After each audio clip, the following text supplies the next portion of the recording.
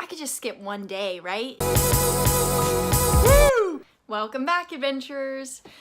So it's officially April. Right, it is April. Yes, it is. This year is flying by. Every year seems to be flying by faster. And I started my training as well as this video series, I think in January. We're on day 70 something, right? Well, I have not been a good girl. I have a confession to make. I have not stuck with my training plan well, like at all. And now it's April, which if I wanted to stick with the Ultra Ladies training plan, theirs would want me to have this amount of time from like April to September to really start my training. So it's time to get serious. That being said, how much slack can you give yourself when you are training for a race?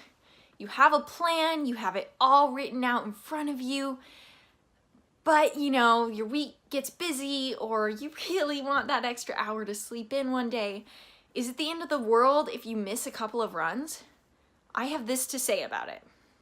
Don't miss your long runs. It's important to do those.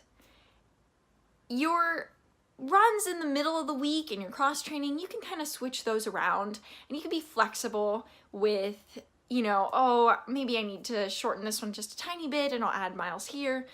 You know, that's okay. And if you miss a few of those, it's not a big deal.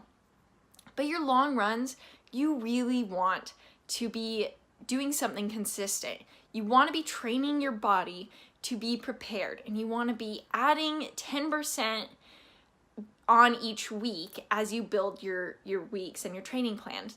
And if you miss one, you know, all right, it's not the end of the world.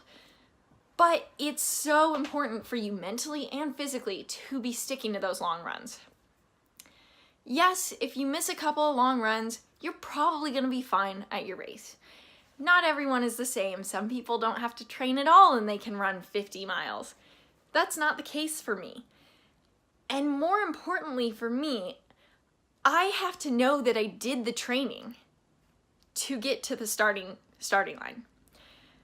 Ultra marathons are such a mental game, and it's going to come down to you telling yourself that you can do this.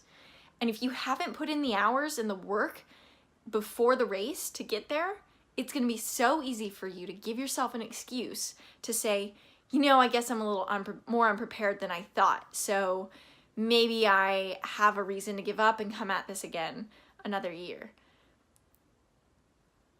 For me, I have to do the training just so that I can tell myself that I'm ready. It's a mental thing. My body could probably do it. Your body can probably do it. They're amazing. Our bodies are mind-blowing. But our minds need a little coercing sometimes. And they are ready to betray you. They are ready to tell you, you can be lazy. You didn't prepare enough. You have all these excuses and these reasons to quit. So you need to put in the hours so that you can tell yourself, look at what I did. That's all to be here right now.